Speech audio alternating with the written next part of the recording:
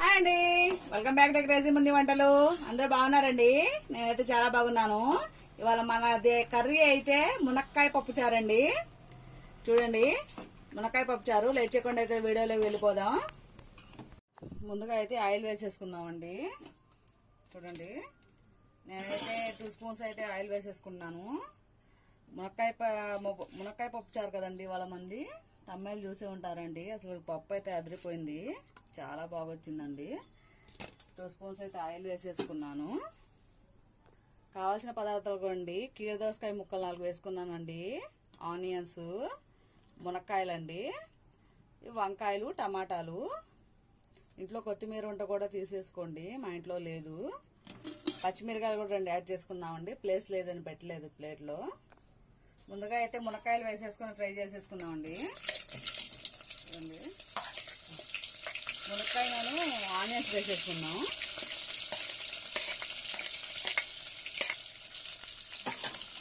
ఈ 2 వేసుకొని కొంచెం లైట్గా ఫ్రై చేసేసుకున్నాం. మునక్కాయలు ఫ్రై అవుతున్నాయి కదండి.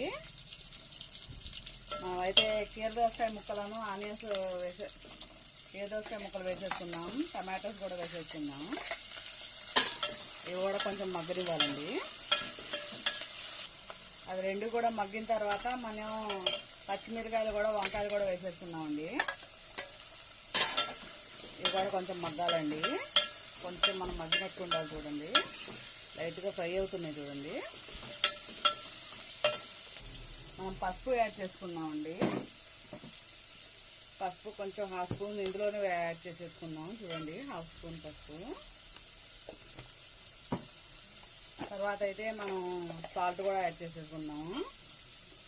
రుచికి తగినంత సాల్ట్ అండి, చూసుకొని యాడ్ చేసుకోండి, మీ ఇష్టం.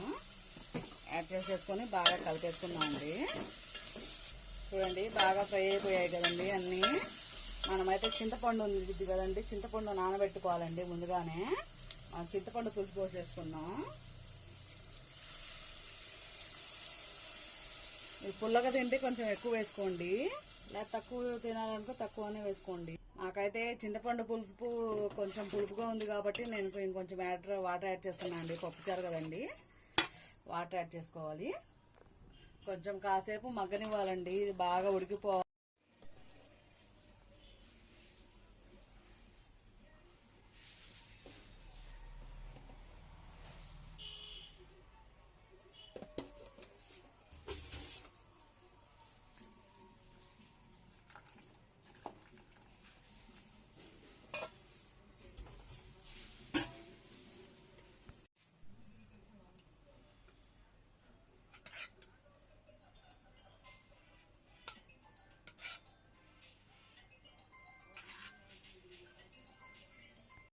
పప్పుచారు అయితే అయిపోయిందండి. మునక్కాయ పప్పుచారు అసలు చూస్తుంటేనే నాకైతే నోరు ఊరిపోతుంది.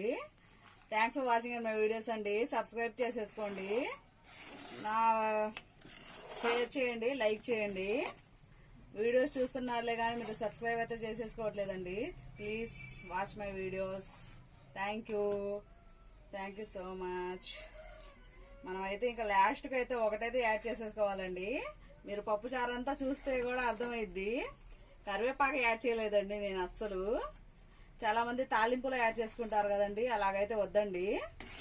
ఎందుకంటే మనకు ఇది మొత్తం కాలిపోయిద్దండి, బాగా ఫ్లేవర్ రాదు.